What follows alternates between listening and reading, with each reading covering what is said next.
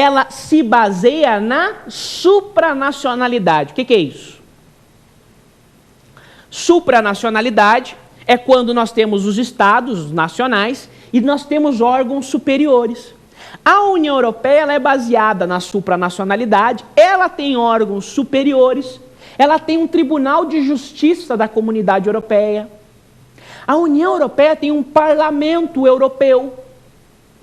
Ou seja, existe supranacionalidade, existe autoridade superiora ou autoridade suprema no âmbito europeu, na União Europeia. Não confundam isso. Perante a sociedade internacional, não existe autoridade suprema ou superiora. Se eu analisar a sociedade internacional como um todo, não existe autoridade suprema ou superiora. Agora, lá na União Europeia, que nós temos a supranacionalidade, que é uma união econômica, financeira e monetária, que está na 4ª fase do processo de integração, lá na União Europeia, nós temos a autoridade superiora. Só que essa autoridade superiora da União Europeia, ela está restrita aos integrantes da União Europeia, que hoje são 27 estados. Nós temos 27 estados que fazem parte da União Europeia. A autoridade superior existe lá na União Europeia, restrito ao âmbito europeu, porque lá tem supranacionalidade. O Mercosul, por exemplo, que é um bloco econômico, não se baseia na supranacionalidade ainda. Esperamos que um dia chegue a tal nível de integração. O Mercosul, ele tem como fundamento um vínculo de intergovernabilidade. Vejam só, União Europeia é muito desenvolvido, lá tem supranacionalidade, autoridade superior, isso aqui é União Europeia. No Mercosul, não. No Mercosul nós temos intergovernabilidade. As decisões são tomadas por consenso. É assim que funciona no Mercosul. União Europeia, supranacionalidade, autoridade superior. Mercosul, intergovernabilidade, decisões por consenso, ok? Sociedade internacional, não existe autoridade suprema ou autoridade superior. Nós temos apenas na Comunidade Europeia, que se baseia na supranacionalidade, ok? Vamos a mais uma pergunta? Vem comigo, olha aqui. Professor, o que vem a ser jus congem? Meu caro acadêmico, essa pergunta a gente já comentou no primeiro bloco da aula de hoje.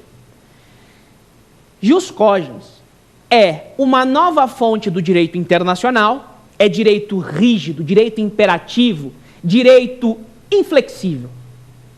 É o oposto de soft law.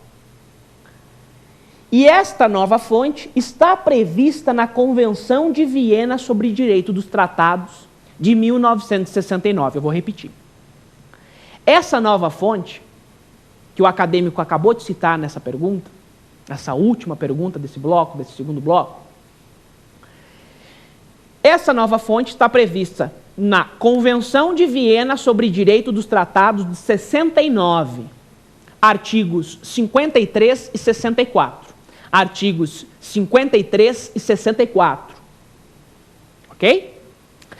Eu disse que as fontes do direito internacional, elas não têm nível hierárquico. Não tem hierarquia entre elas. Costumes, tratados internacionais estão todos no mesmo nível. A única exceção é o jus cogens, que está acima das demais fontes, porque ela é um direito imperativo, é um direito cogente, está acima de todas as outras, e tem como principal exemplo as normas sobre direitos humanos. O jus cogens, pessoal, ele está previsto em tratados ou costumes internacionais, e o jus cogens, por estar lá em cima, ó, acima das demais fontes, ele não pode ser derrogado, ele não pode ser desrespeitado pelas fontes que estão aqui embaixo. Uma regra de jus cogens somente pode ser derrogada por outros jus cogens, bem como um jus cogens só pode derrogar outro. Ou seja, somente jus cogens derroga, tira do ordenamento jurídico internacional, tira do direito internacional uma outra fonte de jus cogens. Somente jus cogens com jus cogens podem um derrogar o outro. As fontes que estão aqui embaixo não podem interferir nos jus cogens, que é uma nova fonte que trata de direitos humanos, que tem previsão na Convenção de Viena sobre Direito dos Tratados de 1969. 69. Ok? Tranquilo? Pessoal, eu encerro esse segundo bloco, que está rendendo, tá bom demais. A gente está indo para o último bloco, tá? Segura as pontas aí um pouquinho, que agora nós iremos analisar algumas questões da OAB, de OAB que nós selecionamos, e são questões extremamente interessantes. Vejam como as questões são pertinentes e vejam como elas enriquecem os dois primeiros blocos. Então é o seguinte, conto com você e não sai daí. Abraço!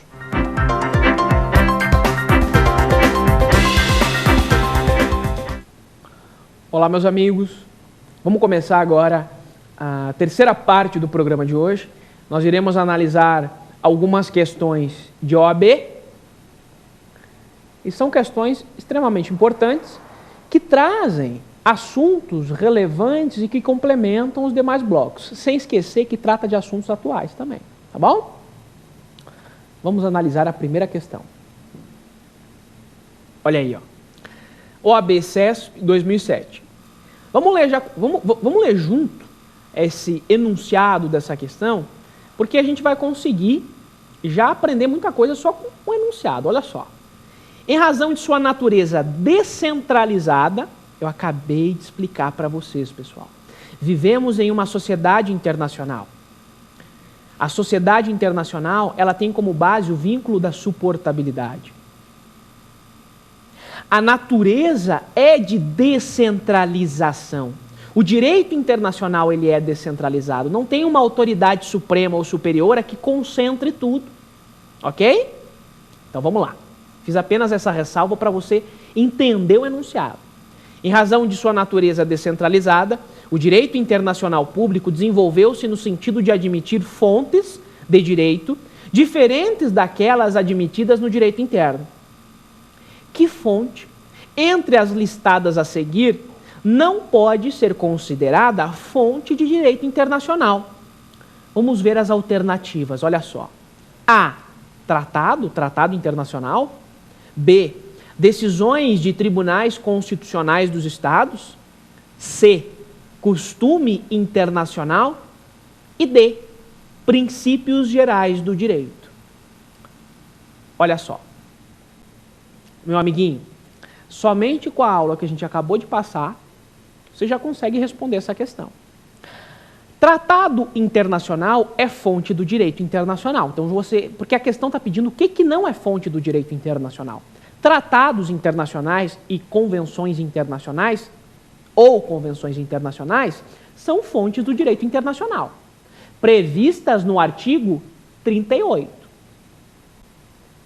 Costumes internacionais também são fontes do direito internacional. E eles estão previstos no artigo 38. Lembram-se disso? Olha só. Princípios gerais do direito também estão previstos no artigo 38 do Estatuto da Corte Internacional de Justiça. Então, tratado internacional é fonte. Costume internacional é fonte. Princípio geral do direito é fonte. Agora, as decisões das cortes constitucionais dos estados, ou seja, a jurisprudência nacional, não é fonte do direito internacional. Meu caro, primeira coisa, o artigo 38 ele é bem claro. Jurisprudência não é fonte do direito internacional. Jurisprudência é um meio auxiliar. Tecnicamente, doutrina e jurisprudência não são fontes do direito internacional. São, sim, meios auxiliares. Então, a gente já pode descartar as decisões dos tribunais nacionais. Não são fontes do direito internacional. A jurisprudência é meio auxiliar. Ok? Tranquilo? E mais. Sem contar que a jurisprudência dos tribunais nacionais, elas não têm muita relevância para o direito internacional. Na prática, não são utilizadas. A jurisprudência internacional, a jurisprudência das cortes internacionais, da Corte Internacional de Justiça, que é a Corte de Haia, por exemplo, a Corte Internacional de Justiça é o órgão judicial da ONU. A Corte Internacional de Justiça, a Corte de Haia, na Holanda, é o órgão judicial da ONU.